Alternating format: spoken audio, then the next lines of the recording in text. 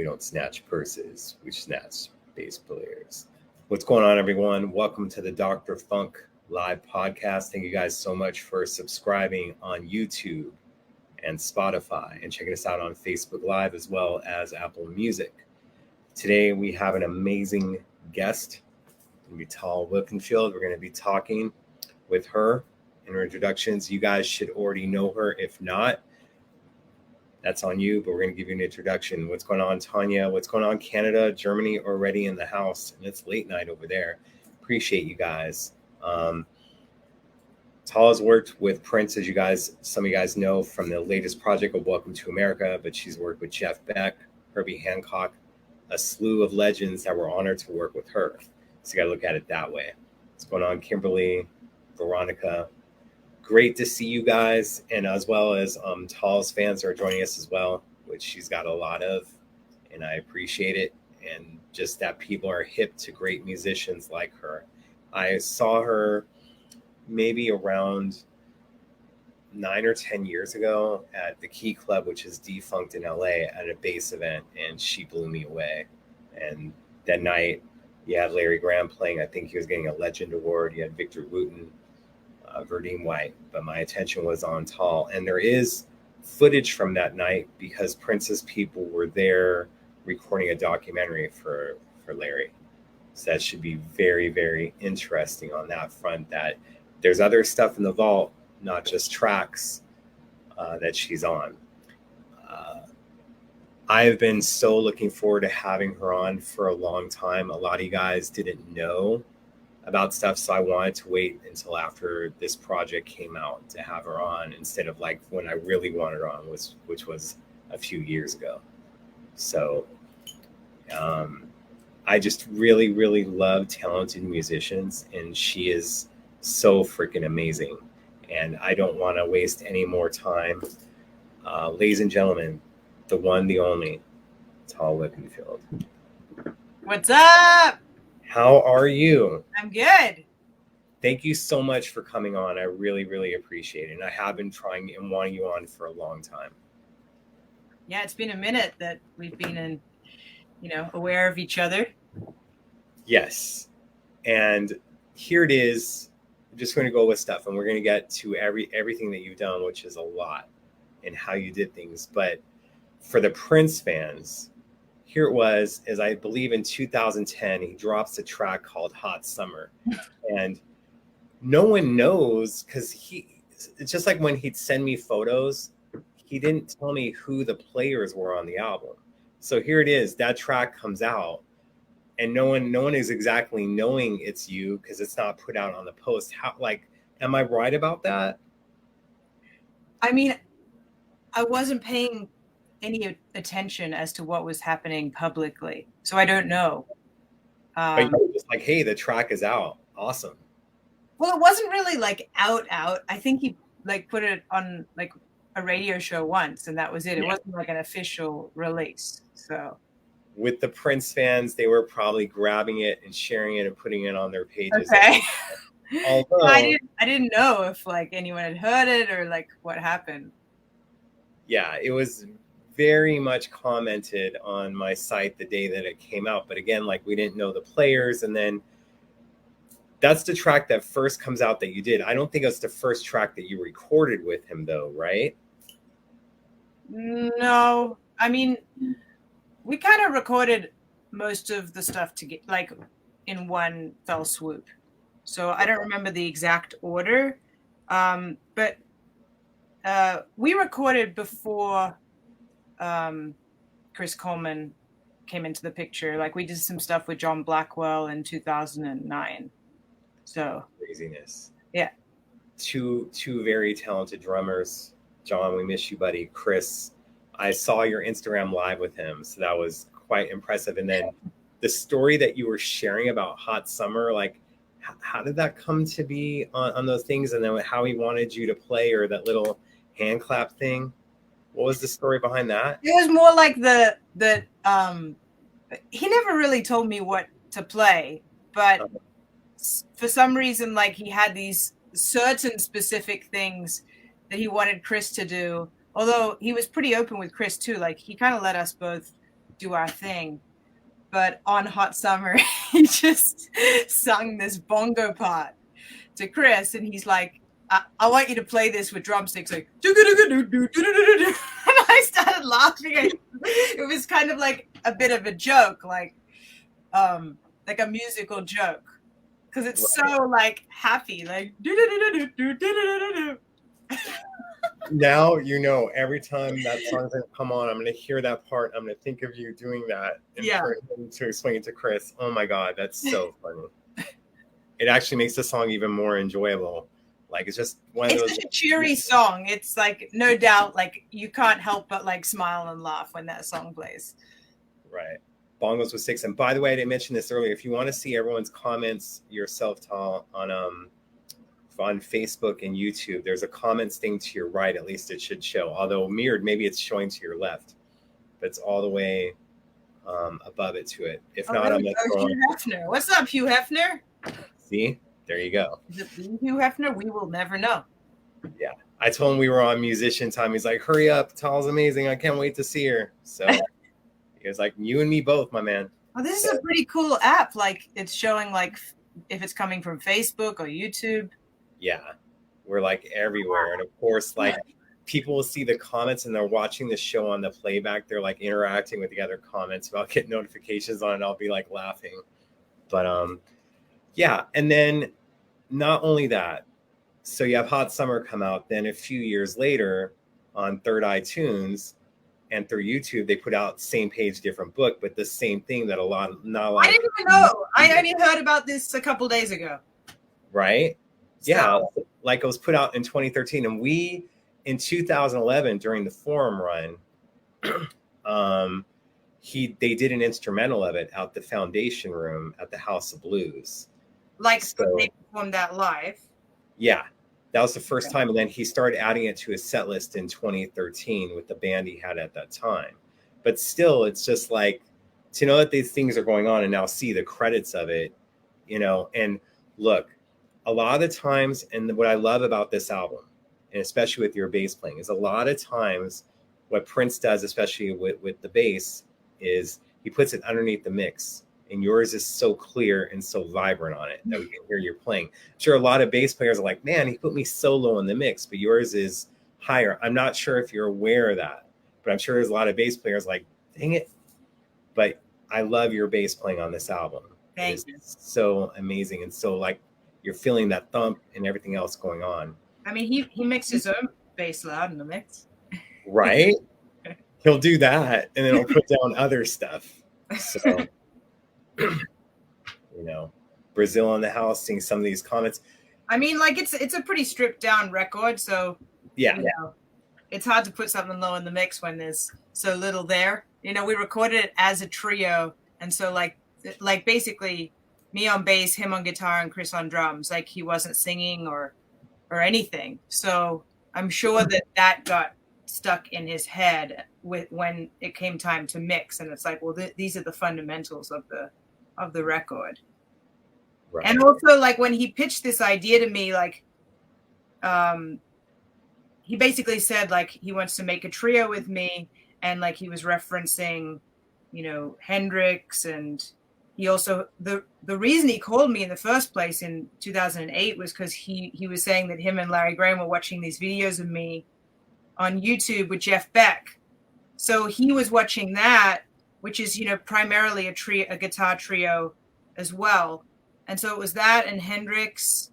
And then he was like, well, find me a drummer. I want us to, you know, like you pick the drummer. And so I went on this like quest auditioning drummers and not telling them what they were auditioning for. I just said like, let's jam.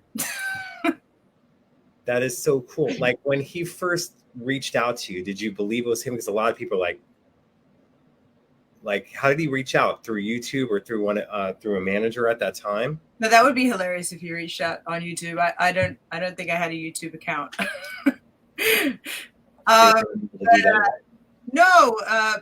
Blackwell hit me up and said that he was looking for my number, and so I said that he could pass it on, and then he called me. Okay. But I don't remember how I met John. Like, I don't, because I was meeting so many people so fast at that time, that I don't remember how that happened. It'll hit you. It's just one of those things that things are coming at you and it's all a blur. Can totally understand that for sure. Now, to jump around, because someone's asking this question, when you finally heard the finished product of Welcome to America, what was your initial reaction?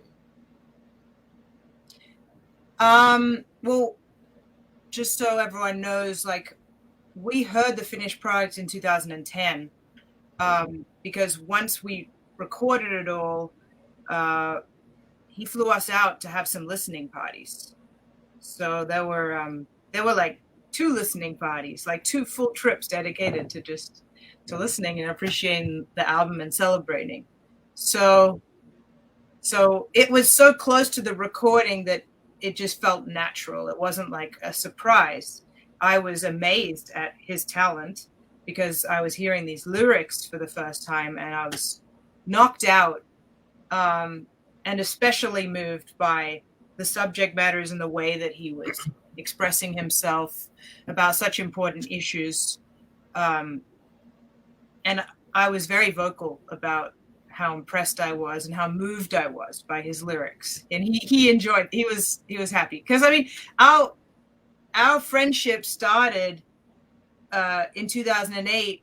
Like when he called me up, like the first few times we hung out, it was just like I would show up and like there's a limo waiting and we'd be just driving around for hours, like listening to music. And he'd be asking, so what do you think of this? And what do you think of this bass player? And what do you think about what they did here? And what would you do there? And did you like this song? And what do you think of this lyric? And those like just all these questions. And so I was kind of used to that dynamic of like being very open about what I thought about, certain aspects of music or,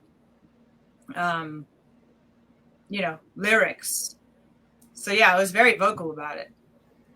Like, well, especially on Welcome to America, like that lyric just slayed me. Yeah, for sure on that. And these listening parties, were they at Paisley Park or did he like rent out a club or? No, they were at Paisley. Okay, just making sure, because sometimes you do it at Paisley and sometimes you rent out clubs. But yeah, Paisley Park, it's different on that sound system for sure, especially in the studio. Yeah.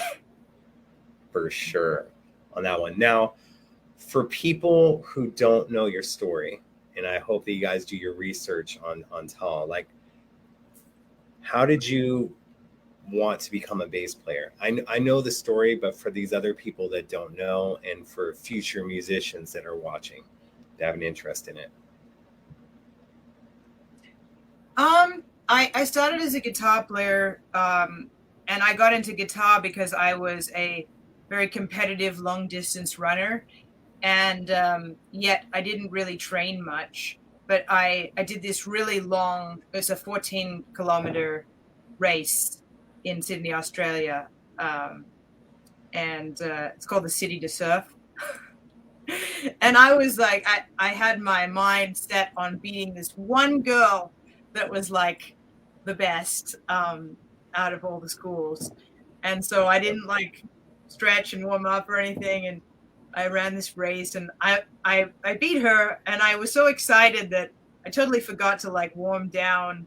And I just went and like got a hot dog, like just was acting like a kid. I mean, I was, 13 or I guess maybe I just turned 14.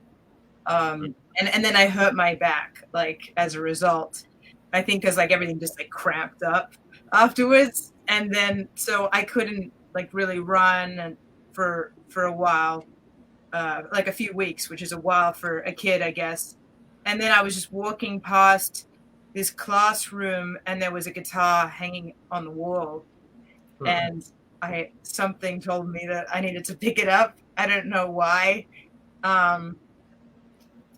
Because I'd never seen someone like play a guitar. Like there was no like context, but I picked it up and like I played a chord and I immediately like started crying, like not like boo-hoo, but just like tears rolling down my face. I was like so moved by music in that moment. And I just probably played a D chord or something like super simple. I don't know. But that from that moment on, I was like dedicated to music. And within a couple years, I'd made this decision to move to America. I got a scholarship at a music school, although I was a terrible student, so I didn't last as a student. But that kind of brought me to America. And then, welcome to America. And then I once again went from practicing from half an hour a day, which was my limit. Like my parents were like, you can only practice half an hour a day. You got to do your schoolwork. So as soon as I moved to America, I started like playing for like 5 hours a day. This is becoming like a habit. And I hurt myself again.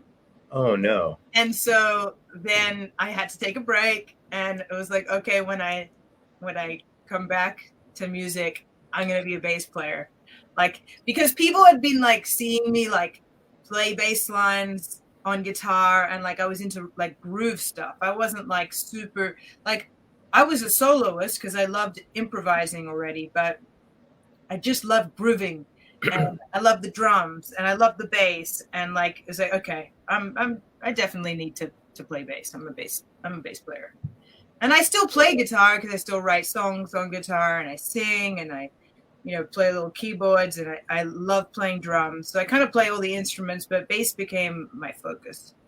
You do it all. And like, if people are checking out your credits, it'll say produced, arranged, composed, written, and all this stuff. So it's just amazing. And when you're talking about playing for 5 hours, I kind of feel like it's how people play video games. They'll think it's only been an hour. They'll go use the restroom, and they'll look at the clock, and it's like, they started at 10 p.m. at night. Now it's like 6 a.m. and they're like, where the hell did the time go? So probably for you, that's like your video game. It's like in a different world in different time. Yeah. And I was just, I was in a hurry.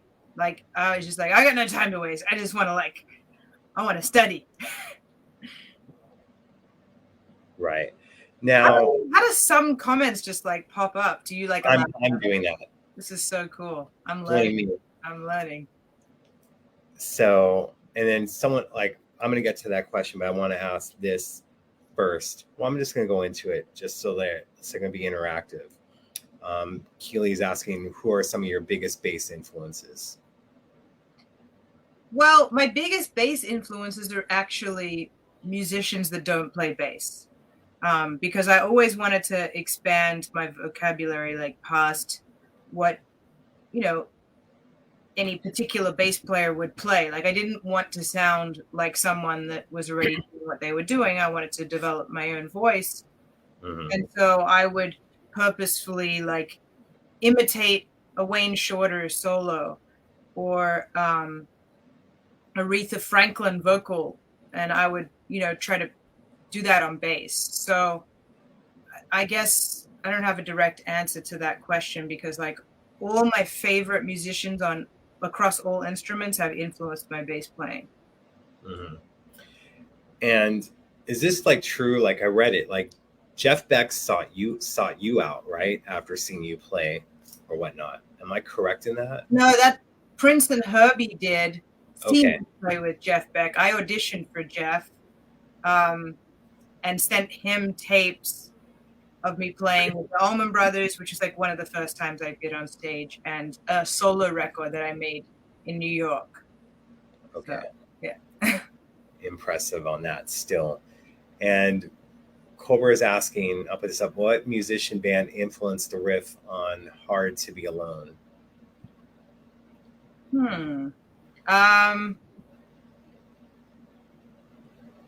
I don't know. I don't know that a particular musician or band influenced that. I mean, I'm influenced, but I mean, all my influences are in all my songs I'm playing, but I'm not necessarily thinking, I want this to sound like so-and-so. It's just kind of like an amalgamation of all things. Right. Now, when it comes to back to Welcome to America, on same page, different book, how did that kind of like flow in the studio with, was he like how he was trying to tell Chris with the bongos and everything? Was there anything of what he wanted you to play, or did it just come along organically? Well, for all of the songs, there was no rehearsal and close to no talking about the song. in advance. It was, okay, so let's go, G to E minor to D, and then we'll loop that for a while, and then I'll cue you for the chorus, and then we'll go to B here, and then we might go to a bridge at some point. Just follow me. We'll figure it out. Okay, roll the tape. And then we'd record. And like, that's how every song went down, except for maybe one, Stand Up and Be Strong. Cause I remember like the vocalists were like rehearsing that song, but for Same Page, Different Book. He just told us, well, let's just jam on these chords, and we jammed on them. And then when it came to, that space, he just pointed to me like right before it happened, like, fill. And so I just I didn't know it was coming at all, like that there would be any fills. And that happened. And then, the second time round, he did the same thing, and I was surprised. And then the third time. And so by the time, like the fourth time it happened, I was giggling so hard that I didn't play anything. I was just laughing. And that's why there's that space the fourth time it happens. And then the fifth time I went back and I did a fill again. But yeah, he just left it. He left everything as is. He didn't want to punch in anything, like change anything. Everything was as we played it live. That's interesting. And would there be times where he was trying to make you laugh? I know that you did that on your own, but was there times like he was trying to like mess with you a little bit in the studio, or other times? I'm just curious. Like what do you mean by that? Like if he's trying to like be more playful with you to kind of like break your concentration or do other things while playing. I know that he can be a little bit of a prankster. Oh yeah. I think that he authentically wanted us to be sitting on the edge of our seats because he believed that he'd get the best performances out of us. And he chose musicians that could handle that. Like, I have a background in jazz and rock and funk, so especially with jazz, it's like you learn to be put on the spot and make decisions instantly with confidence. And that's kind of what, he put us in a position where you had no choice but to do that and to not doubt yourself because you didn't get a second chance. I don't think he was trying to prank me. I'm I'm sure that like he would have laughed if I'd have fallen on my face and not done but I didn't. So, right. Laughed as in laughed with me because I mean, I was laughing, as I said, by the fourth time. Like I thought it was hilarious. Just hilarious that he wanted his song to be filled with bass fills. I thought that was funny, because I can't reference another song where he's like having bass. It just seemed odd and hilarious. Different for sure. During your downtime, what would you guys do? Would you play table tennis, or would there be other things that he would do when you guys were waiting for stuff to either be mixed or be done? What would you guys do during that time? We were never waiting. We just get in and get out. There were meals, and then very long discussions. Like we have a lot of long one-on-one discussions about stuff. But I think that's like, it depends on your personality, like if you're into playing basketball, then I'm sure he's going to take the spare time to like play basketball with you or table tennis but with the kind of personality that I have, which is like, I love to dissect everything and talk about every angle of every subject. Like that's just kind of part of me. And so we were a hilarious match that way. We would just go down the rabbit hole of any particular topic that we were interested in, whether it's, spirituality, which he was very focused on at the time, being a Jehovah's Witness. And, my background, I grew up Jewish, but I also, studied Buddhism and Vedanta, and I've read a lot of like different kinds of philosophy. And, we had a lot to talk about within that subject, and then talking about the music business and the struggles of that and the unfairness about certain things in the industry and what to look out for. And he kind of mentored me in that sense. Like he, one time sat me down for like 3 or 4 hours and, we went through all the reasons why I shouldn't sign this major label deal that was being offered to me. And he had no stake in it one way or another. I think he just genuinely cared about the people that he surrounded himself with. for sure on that. And I know those discussions, like you go on, and then if you're bringing up stuff, he would get really excited when you start talking about music or other things. I can just imagine that, because being on the side of it to where I think we're only going to be talking for a half hour and then a few hours go by. It's kind of interesting. And you do go down the rabbit hole for sure. Which I love. I absolutely love. Yeah. Pierre Paul's like, were there any songs you remember recording that were not released on Welcome to America or were included in other Prince releases that we're not aware of to date? Yeah, I mean, we recorded a lot. I mean, at least 30 songs. So I'm playing on 10 out of the 12 songs. So there's another 20 or so. Some were for Live though. And there was one song I like played a bass solo on. I remember playing a bass solo on, but yeah, there's quite a bit.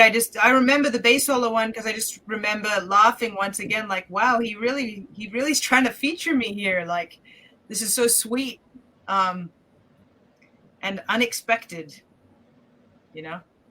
Right. Someone's asking, because it was released, but again, without credits. They're asking if you played on the song Rich Friends by Prince.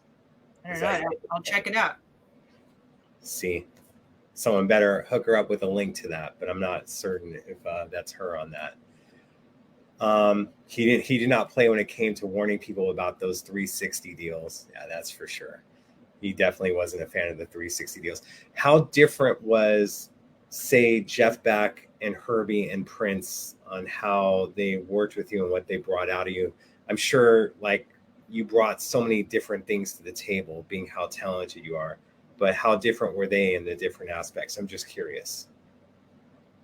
Well, I guess I'll start by saying that I had they weren't comparable situations. Okay. So, you know, I've been on Herbie's recordings. There's a few tracks that are out, but it was like a couple days in the studio. It wasn't like a full-on project dedicated to me and a drummer or something. Whereas like this Prince thing, like I spent at least 50 days with him, maybe more. Like, we spent a lot of time, and he was looking at it as like a project. And then Jeff Beck, I'm on a lot of his live things, but only one album, and that album was done in a different kind of way. Like, I overdubbed bass to like program drums, I think, and then weeks later, Vinny overdubbed to that. So it wasn't like done all in the studio, even though Jeff's done that plenty of times. I just haven't done that with Jeff. So, and then I've done a lot of live stuff with Jeff and Herbie, and I've only played live with Prince, you know, in his own home. So it's just not really comparable. I mean, if I can compare it to like other studio situations that I've been in, because I've obviously been in plenty of, you know, studio situations, I'll say Prince is one of the fastest working artists I've been in the studio with, which was extremely surprising to me.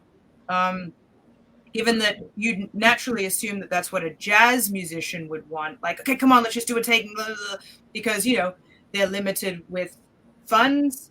And also that's just how the music is made. It's improv music. You don't need to redo stuff.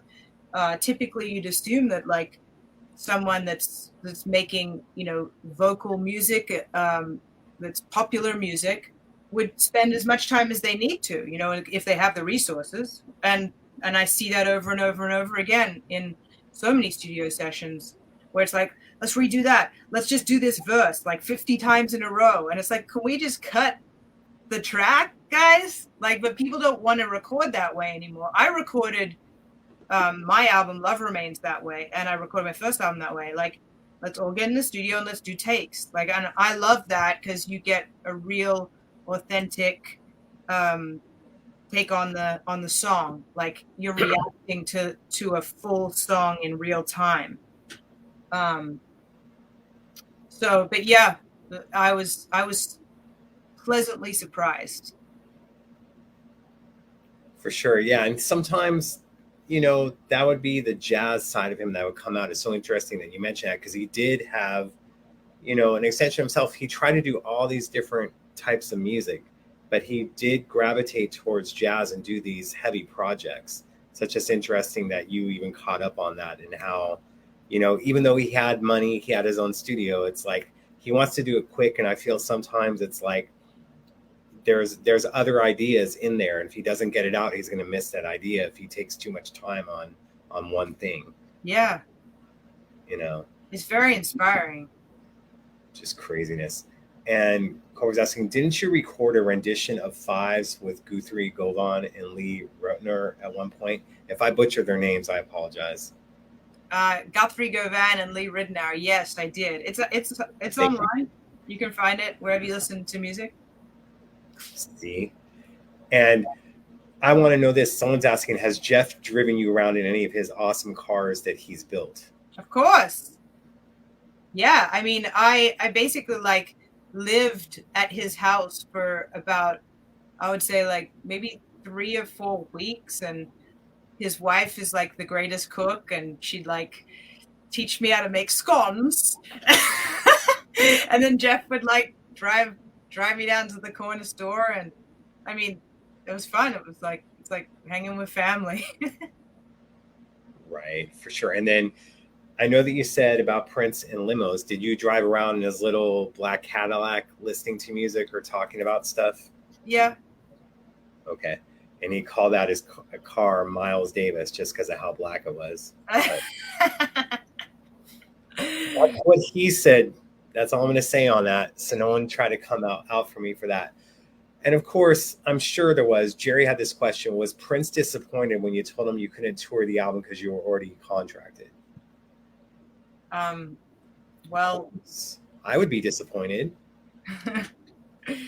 I mean, Chris saw his face and said he looked disappointed. Like, because, I mean, yeah. But, I mean, I was disappointed. Right. And was there other times where it came up to where he contacted you to tour again, or was that kind of like it for a bit? Well, that was the last time, because there was a few times before that he tried to get us to do certain things, and it was always just tough because I was juggling, well, 3 main gigs with Herbie Hancock and Jeff Beck and Prince, but there was also other, sessions that I was doing in LA, and it was like to be a musician. You got to do something nearly every day to keep it going. So Totally. And I'm, I place my word and loyalty above all else, because that's kind of all we have, especially in a business like this as freelancers. If you give someone your word, you can't. I don't want to back out of that. So it sucks when you can't do everything. It really does, and it's disappointing that we couldn't find a way to do this. But I guess that's just, he moves on fast. If something can't happen, like you're saying, like whether it's in the studio or it's a touring act, it doesn't matter. It's all the same mentality. It's like, okay, we can't make this work. Well, let's make this work. Yeah.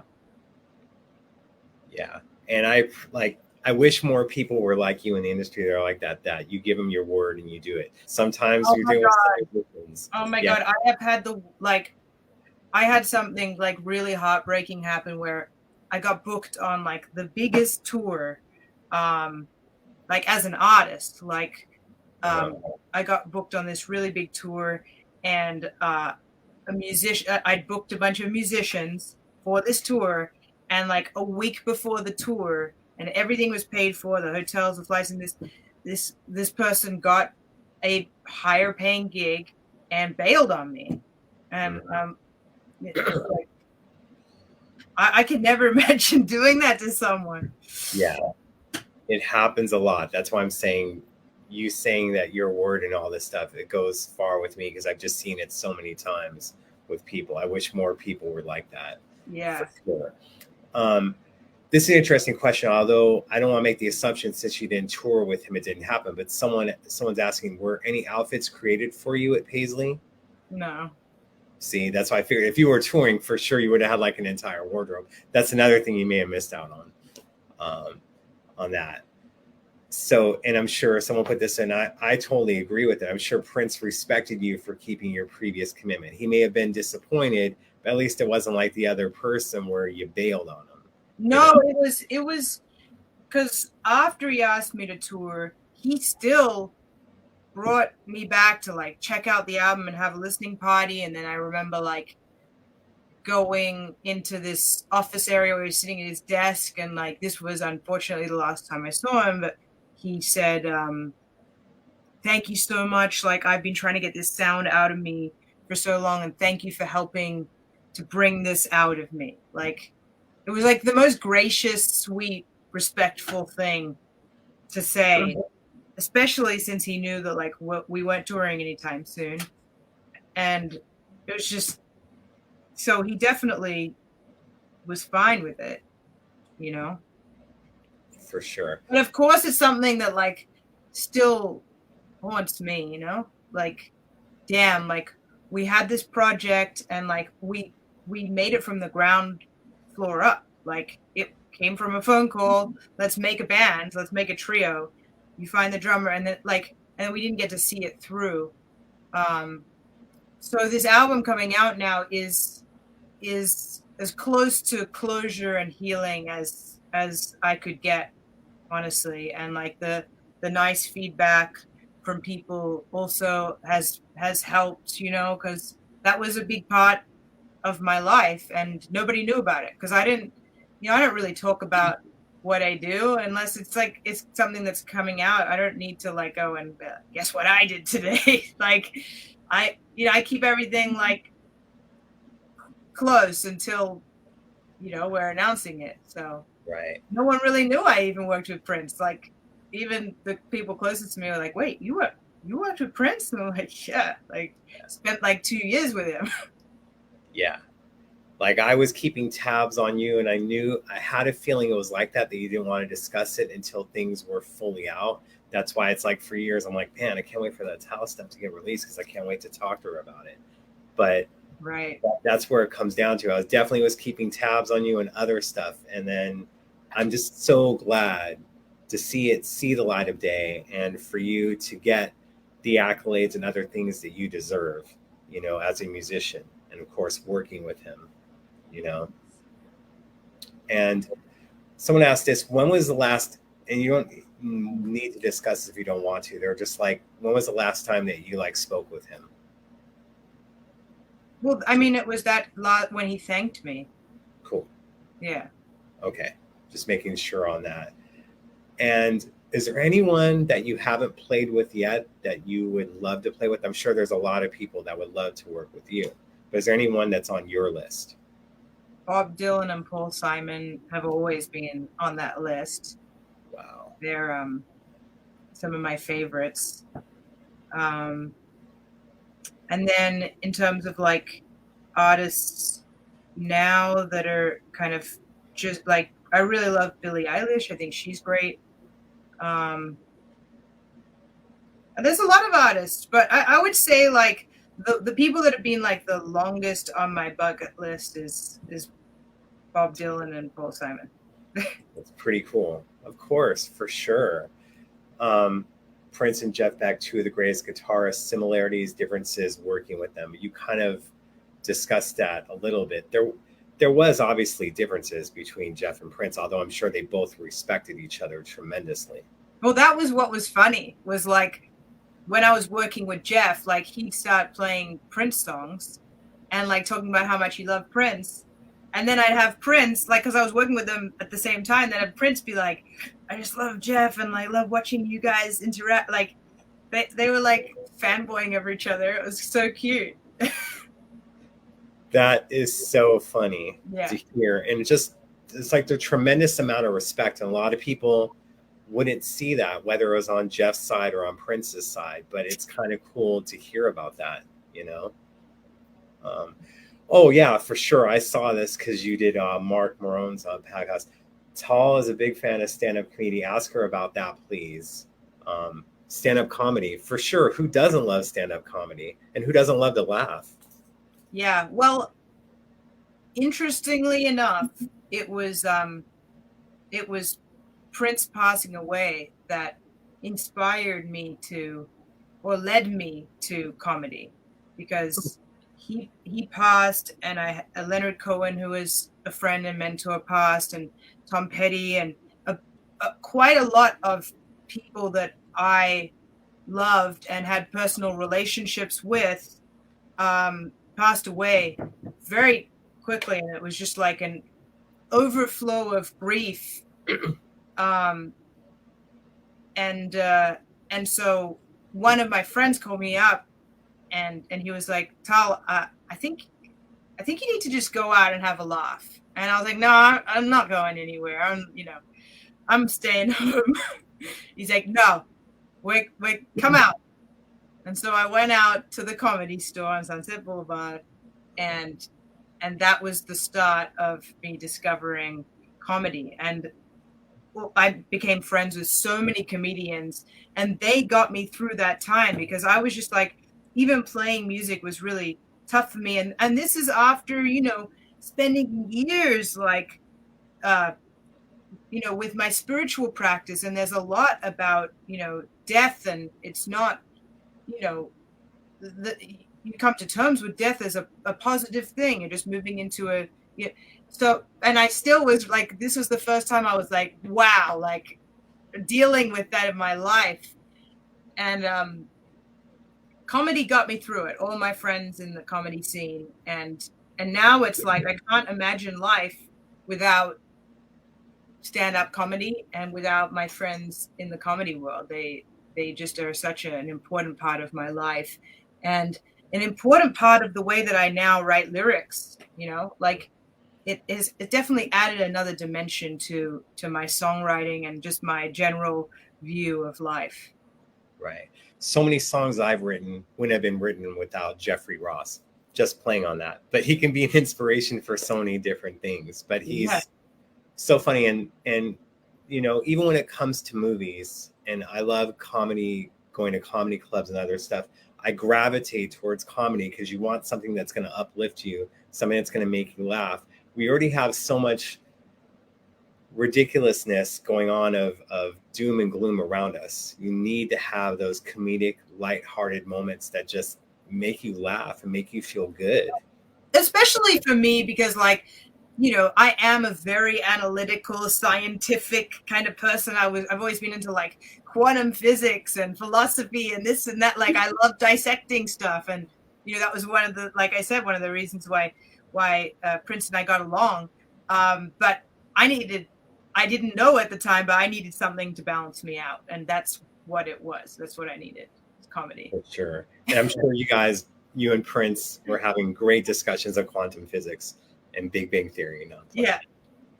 But I had to go there on it. I don't think this is happening, but someone wanted to know if there is any 2021 tour dates or anything going on. Like, what are you working on in the coming months? Probably in 2022, I'd say. It's just, there's so many things that like are getting booked and canceled and booked and canceled. And so it's just, and there's no insurance really, because it's expected that things could cancel at any minute.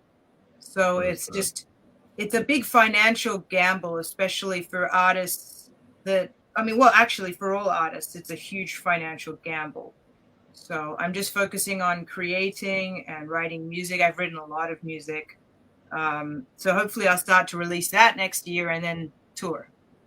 Right. See, I like that you're already thinking ahead of that and having to think, like, instead of scheduling the dates, you have to worry about canceling, because that's what's happening in Australia right now with their lockdowns. Is like, I'll have musician friends that'll have gigs and they keep getting canceled due to these lockdowns. So it's cool that you're thinking so far ahead of that. And like, things are opening up now, but let's chill. Let's wait till 2022.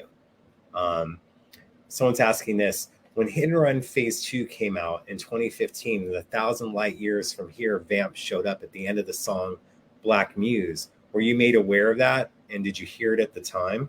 No. Okay. Just making sure. That's what I'm talking about. There's some really Prince's fans are like super educated on it. Wow. That's like I mean my new goal is like if my fans can be half as educated as that. Hey, come on, tall fans, step it up. What did I do in 2009 on April 23rd? Love it.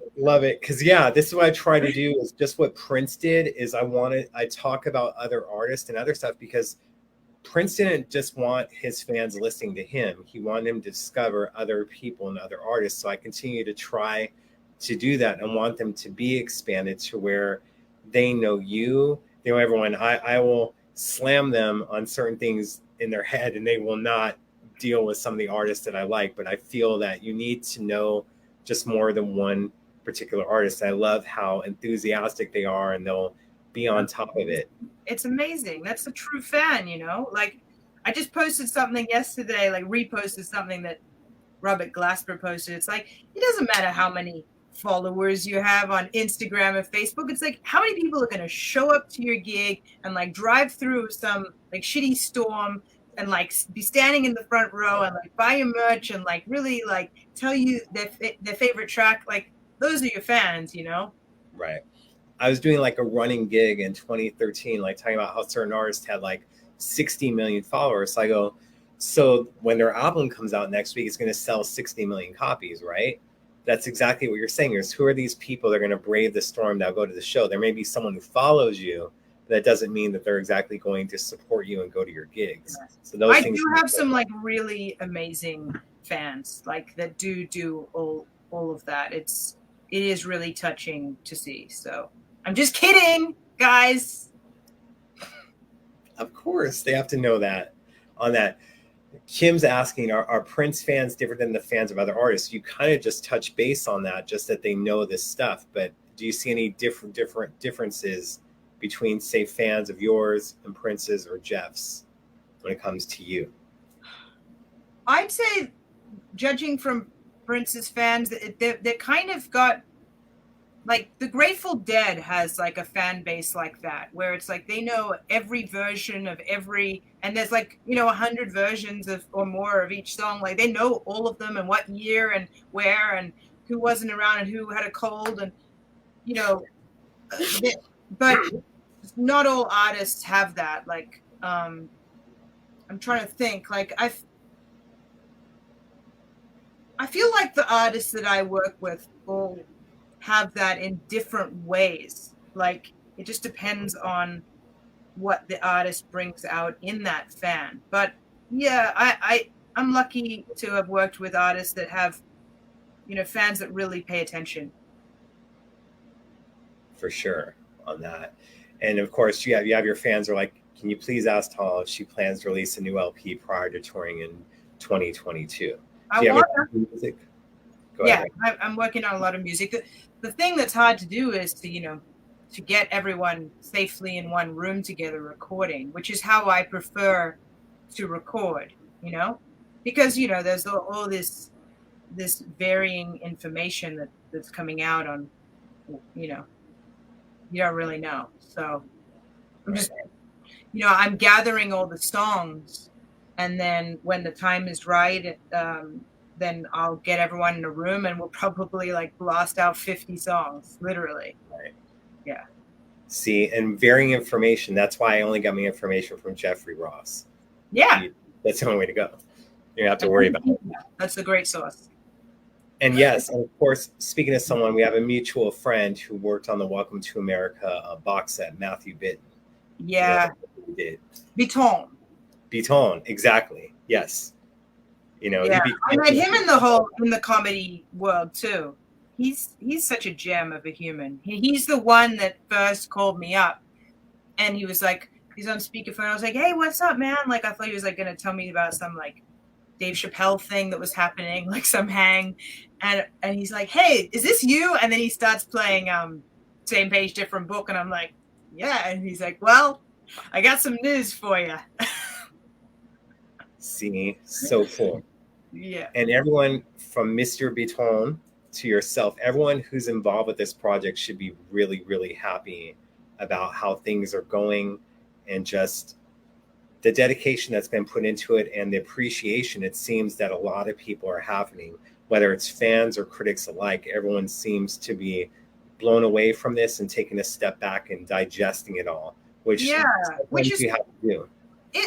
That's hard to do with an artist that we all love so much that's not here. It's like whenever a posthumous album comes out, it's like I have a tightening in my chest, like ready to hear it, like, oh, I'm scared. Is this like, what's this going to be? How much is the artist? How much is what happened after they got, like, I feel like fear.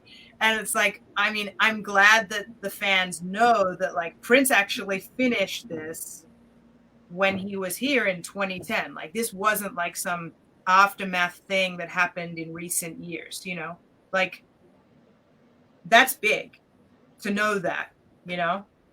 For sure. And there'll be all these things about why didn't he release it or whatnot. I do believe at that time, the lyrical content, people weren't ready for it.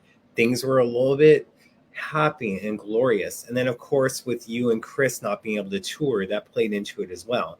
But we had discussions about the vault. And I love how there'll be some people that say stuff. He wanted this stuff to be released. And I'm glad that it is. Even posthumously, that you get, you know, the clutching of how it makes you feel. But I'm just thankful and grateful that people are able to become fans of you that may not have known of you, but because of this album, they're discovering you, you know? Yeah. If that makes any sense. So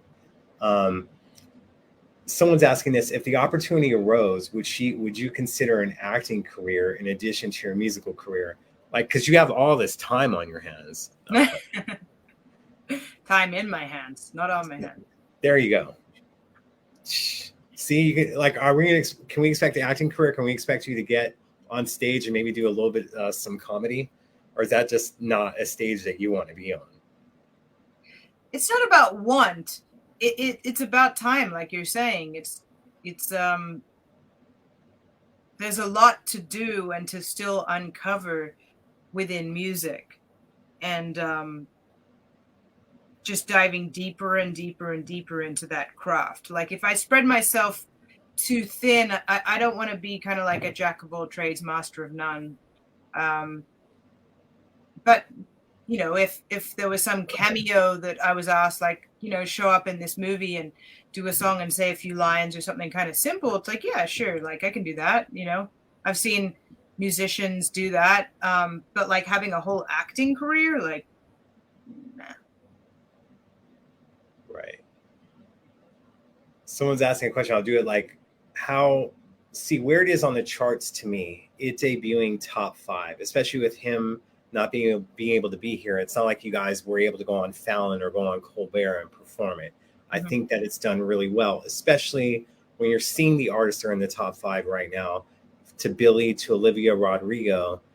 I think it's quite impressive that it debuted where it debuted, albeit it may not be to where their sales are, but they have to understand, for a legendary act, this is his best-selling posthumous album and the first one of newly released material, not exactly stuff from decades ago. So I think that that's important, because people are asking about money from that, but I think it's its own reward of where it placed and the attention it's getting, more so than, you know, the monetary value.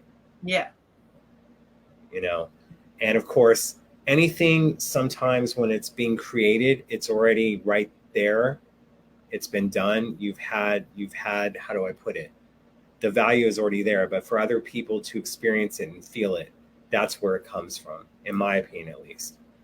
So, and someone's asking this before, and these are the last few questions before I let you go. Why did you stop playing guitar and switch to bass exclusively? Although I know you still play guitar, but that some people feel you went away from it. It's kind of the same reason, the same answer as the acting thing. Like I find that I like to focus on one or two things at a time. And so it was bass. And then after, you know, a certain amount of time touring, playing bass with people, then my focus became singing and songwriting. So it's kind of like I I like to kind of portion things out and work them out in their little bubbles of time. But I use guitar to write, and I play guitar on my last album. I'm not trying to like solo and be like a lead guitarist or feature myself on the guitar. I use it more as like a songwriting tool. And I play drums too, but I haven't played drums on my own album or anything like that, because I guess if I was going to do that, I would do it for a musical reason, not for like a gimmicky reason, like I can do this.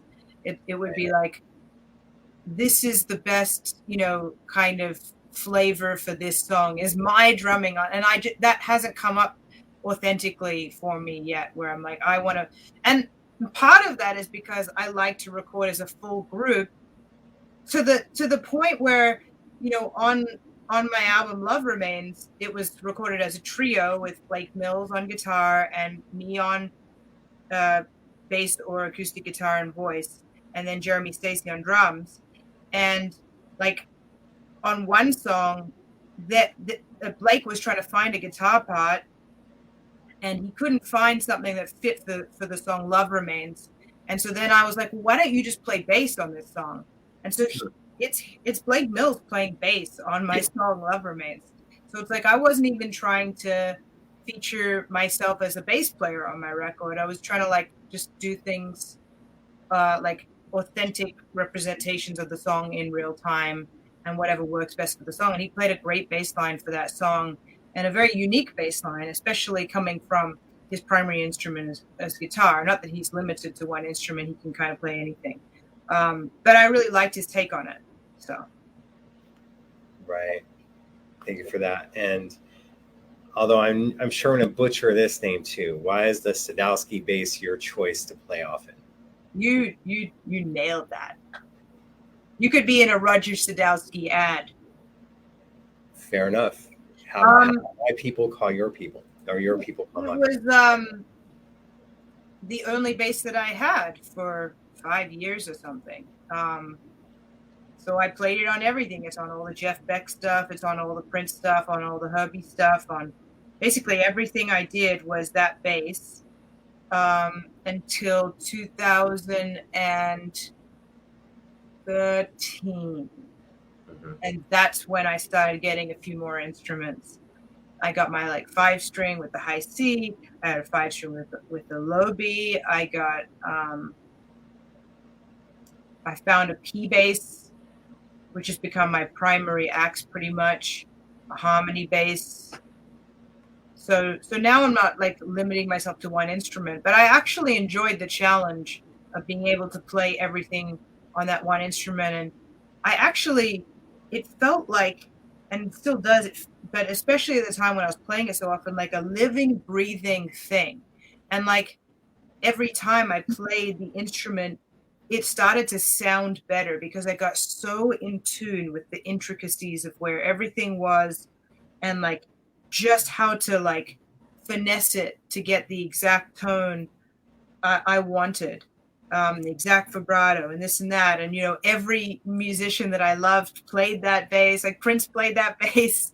Everyone, put their grease on it. And I never cleaned the frets. And it's like the greasier that bass got, like the better it sounded. Got it. I'm sure I'll hope. These frets. Speaking of which, there you go. That's like, see all that grease? Every time I get a guitar tech, I'm like, please do not clean the fretboard. Whatever. And early on, like I remember doing this gig, and there was a new tech for one of the Jeff gigs, and they like cleaned the frets, and I was so sad. And so now, like every time there's a new tech, that's the first thing I say: don't clean the frets. You have to make sure of it. It's important, for sure. Someone's asking this question, although, and we're wrapping it up for people watching. That I'm sure if he didn't design clothes for you, they're wanting to know if he designed a bass for you or wanted to get you a bass or something. Just curious on that. Any equipment he was wanting to purchase for you? Probably, but I I think he was very aware of how attached to my instrument I was, and like my pedals and my, I kind of had my own thing going. Even with clothes, like I was very much a t-shirt, baggy jeans girl at the time, and there wasn't too much that was gonna change that. It took a lot of effort for me to dress up at the time. Now I kind of, I've grown up, and it's just part of my life now, But when I was, 19, 20, 21, 22, I just, t-shirts and jeans and my Converse sneakers every day. There you go. I could see like he was probably trying to get you into a dress and Converse boots, but glad we didn't. That's a good thing. Maybe we didn't see what he would have picked out for you. No, because I remember like when the listening party thing happened, because the first time it happened, I didn't know we were doing a party. I just thought we were going to record more or something, like, because he didn't say why we were going to Paisley. Just like, hey, come by, which is how it always is. And then he's like, well, we're going to have a party. And I'm like, do I have to dress up? Do I have to change? So, and then everyone was like showing up in Grammy attire, and I probably just had like a nicer pair of jeans and t-shirt to put on. See, he really liked you then if he was allowing you to wear jeans. That just says a lot. That's all I'm going to say. Yeah. So I could have you on for so long. There's so many questions, but we're going to save it because I would love in the future, I hope to have you on again. Yeah. Here anytime. Thank you. I appreciate you so much. Make sure you guys are watching the replay. We're going to put the links where you can follow Tal and everything else that's going on with her. But I thank you so much for your time. Congratulations on the work on Welcome to America. And we're so looking forward to more things for you coming up in 2022. Thank you. Thanks for having me. And thanks for everyone that joined us live. Absolutely. Thanks again, Tal. See you soon. Bye. Good night. Incredible, incredible, incredible is all I can say. She is so amazing. For you guys that do know her, for you guys that are finding out about her, make sure to look for her stuff, get her things. We're going to provide the links for that. Just an amazing guest. It's someone I've been looking forward to having on for a while.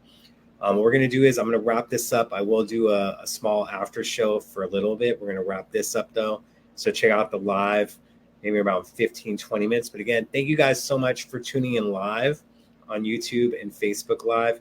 And for people watching the replay, thank you guys for listening on Spotify, Apple Music, everywhere else. It is so appreciated. Thank you guys so much. Till next time, much love. Keep it funky.